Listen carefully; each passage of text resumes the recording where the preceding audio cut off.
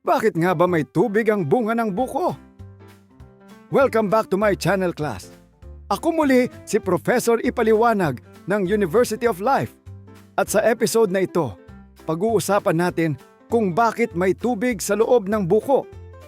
Isa ito sa mga bagay na madalas nating iniinom kapag mainit ang panahon, kapag galing sa basketball, o kapag feeling natin ay kailangan nating mag-detox kahit hindi naman natin alam kung ano ang i-detox natin.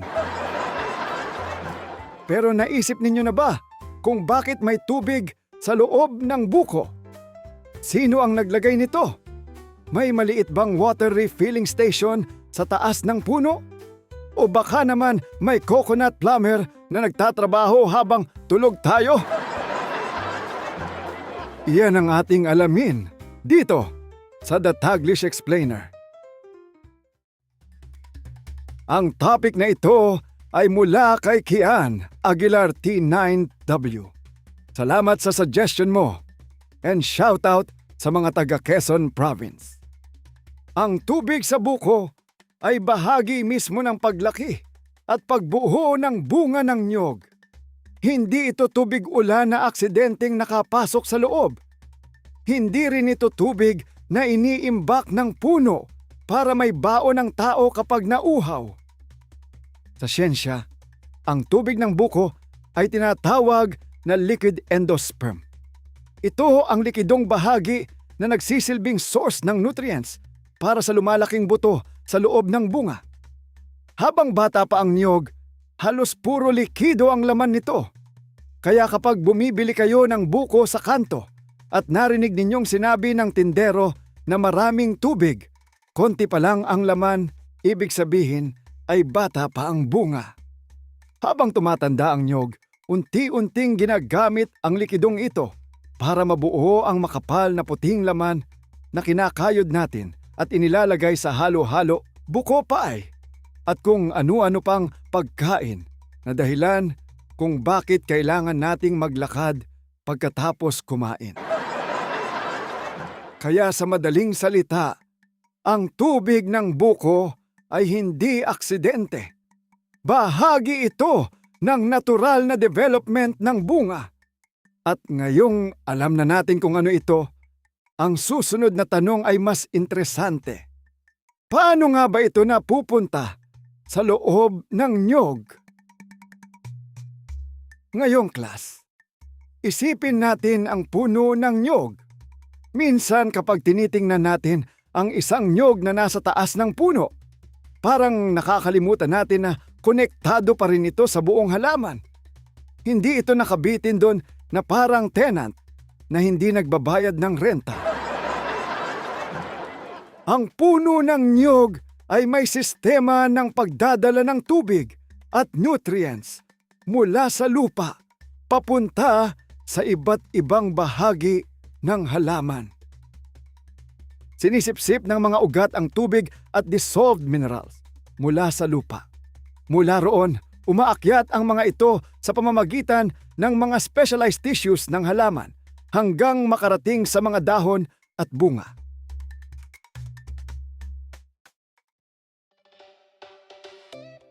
Kapag nabubuo ang bunga ng niyog, nagdadala rin ang halaman ng sugars, minerals, amino acids, at iba pang nutrients papunta rito.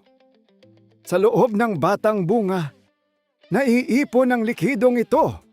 Habang lumalaki ang niyog, dumarami rin ng laman ng likidong bahagi. Kaya ang iniinom nating tubig ng buko ay hindi simpleng tubig lamang. Halo ito ng tubig at iba't ibang nutrients na ipinadala ng puno para suportahan ang pagbuo ng buto. May isa pang nakakatuwang detalye. Ang puting laman ng niyog na kinakain natin ay dating bahagi rin ng likidong ito. Habang nagmamature ang bunga, ang mga sustansyang nasa likido ay nadideposito sa gilid ng loob ng niyog hanggang mabuo ang makapal na laman.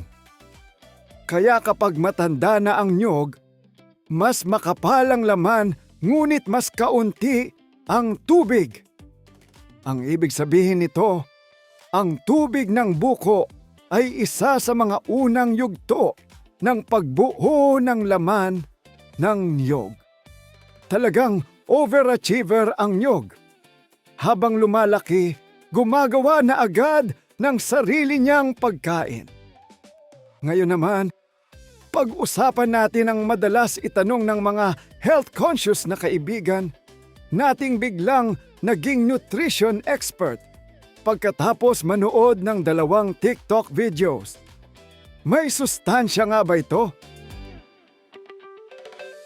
Ang tubig ng buko ay may taglay na potassium, magnesium, calcium, sodium, at kaunting natural sugars. Dahil dito, nakatutulong ito sa hydration at pagpapalit ng ilan sa mga mineral na nawawala kapag pinagpapawisan tayo. Hindi katakataka na ang puno ng niyog ay tinatawag na Tree of Life sa maraming bahagi ng mundo dahil halos bawat bahagi nito ay may gamit mula ugat hanggang bunga. Pero may paalala si Professor. May sustansya ang tubig ng buko pero hindi ito magic potion.